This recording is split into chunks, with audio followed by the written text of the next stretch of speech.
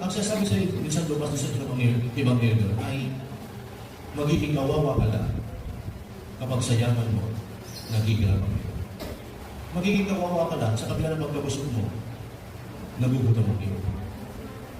Nagiging kawawa ka lang kung ang pagngiti mo ay yung pag-iyak ng iyo. Pinakita yung Ebanghelyo mo. Kaya, let us take these guys. Salamat sa mga to. They share what they have. And by sharing what they have, it makes them happy. Amen? Amen. Alam ko masaya kayo, no?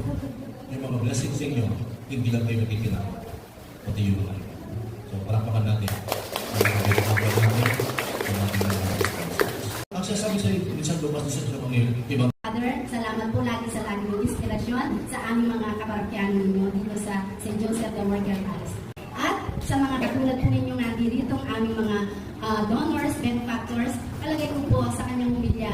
Sa pamamagitan niya, ang Diyos ang nagsasabing ang konsolasyon ninyo ay siksik, liglig, umaapaw, ang Diyos ang bahala sa inyo.